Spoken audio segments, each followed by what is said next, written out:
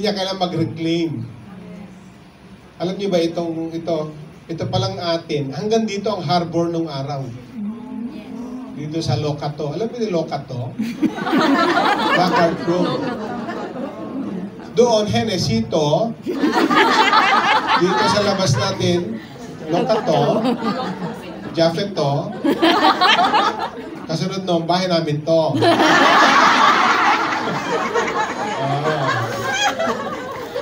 Gloucester to. Diba? Okay. Dito pala ang dagat nun. So, para magkaroon lang ng maraming kalupaan, tatambakan nila yan until lumit na yung harbor. Kaya tinigil na nila kasi may mga clamor na tama na, maubusan na tayo ng harbor. Mawala na yung magandang tanawin. Diba? Noong 1995, malawak pa ang harbor eh. Yung San Liton area na yan, dagat pa yan eh. Ngayon, ano na yan? Buildings na rin. Diba? Amen. Hindi niya kailangang agaw ng dagat Amen. para magkadagat siya. Amen. Alam niyo na. Diba? Kasi, salita lang niya. Magkakaroon siya ng sarili niyang dagat. Amen. Ganun yung kapangyarihan ng Diyos natin. Amen. Ngayon, sa Genesis po yun. Sa Exodus, nagbago ba ang kapangyarihan ng Diyos? Hindi. Kasi nung sabihin niya kay Moses sa Exodus chapter 3, Moses, I am sending you to Egypt to tell Pharaoh, let my people go and worship me in the desert. Why? Because I have seen their misery. I have heard their cry. And so I will come down to rescue them. Amen. Yun yung powerful na Diyos natin. Amen. Amen. Ngayong Diyos ng Genesis at Diyos ng Exodus ay hindi nagbago. Sabi niya, narinig ko ang kanilang pagtangis. Nakita ko ang kanilang pagdarahop. Kaya bababa ako para saklolohan sila. Amen. O baka hanggang Exodus lang kapangyarihan ng Diyos. Well, pagtingin na ho natin sa gospel na ho tayo. Gospel of Mark, when he healed the afflicted. Amen? Going to the book of Revelation, he will return riding on a white horse with a sword in his hands. Hallelujah!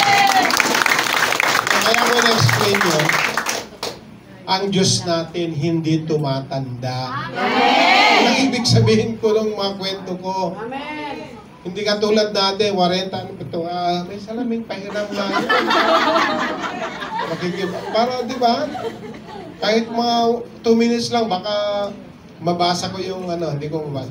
Nanghihina, lumalabo ang paningin. Amen. Yung iba nagpupumilit lang na, kita ko pa yan. Di ba? Pero malabo ng mata. May mga bata pa, malabo na pandinig. Yes. Di ba? May mga bata pa, ang kapal na ng salamin. Sobrang kapal naman. Grabe yun. Mga 5,000 ng grado nun, ha? 50,000 na siguro. Ang Diyos natin, hindi nagdi-diminish ang kanyang kapangyarihan. Ay, nako. Maniwala kayo. Amen. Naniniwala ba kayo? Amen! O, number 2 na tayo kung ganon. God is great in love and mercy. Because God is love. Dakila siya sa pag-ibig at awa. At naipapakita natin ang ating pag-ibig at awa sa ating kapwa dapat. Mga kapatid, si Lord Jesus mismo ang nagkwento ng prodigal son.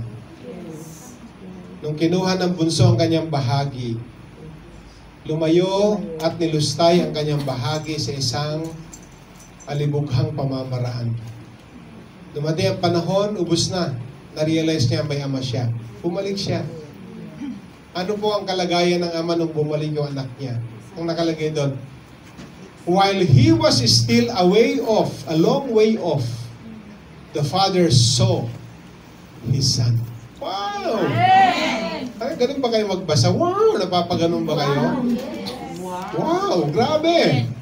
Sabi ng Tagalog na version, habang malayo pa yung anak niya, nakita na ng ama. At ang sabi niya, anak ko yun ah. At siya'y sumalubong. At ang sabi ng kabanata, and he embraced him and kissed him. At inutusan niyang kanyang mga alagad, ibalik ang singsing, sandalyas at ang kanyang kasuotan.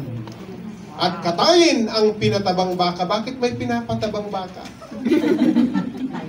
Kasi alam ng tatay, patabayin mo yan. Kasi pagdating ng anak kong nawawala, katayin natin. Amen. Di ba? Hindi sinabi ng tatay, o sige, kunin mo lang, huwag kang bumalik dito. Ganun ba, di ba? Total, wala ka ng bahagi sa naiwan. Wala ka ng babalikan. Kunin mo na lahat ang gusto mong kunin. Yung lahat ng share mo. Huwag kang babalik-balik. Yan ang mga drama. Oh.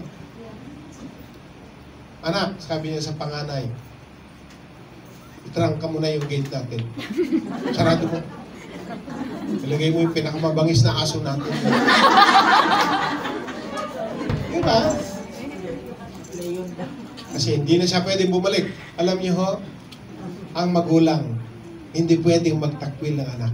Amen. Ang anak pa nagtatakwil ng magulang. Amen. Di ba? Okay. Pagbalik, binalik lahat yung kanyang nawala. O may selebrasyon. Dumating ang panganay. Ano yung selebrasyon dyan? Ay, Master, dumating yung bunso niyong kapatid. At nagse-celebrate kayo sa loob. Dito po kayo. Ayoko. Yan, simula drama number 2. Pumasok ang alagad, nandun po yung inyong panganay, ayaw pumasok, sinabi ko naman may kasiyahan tayo. Lumabas ang tatay. Anak, nandiyan yung kapatid mo. Nagpakatay ako ng pinatabang baka. Pangatlong drama. Ah! Hindi nyo man lang ako na ipagkatay ng kahit kambing para mag happy-happy naman kami ng aking mga dabarkads. Siyempre, modernong salita na yan. Yung anak nyo yan, nilus na niya lahat, pagbalik niya, binalik niyo pa lahat, pinagkatay niyo pa. Pang-apat na drama.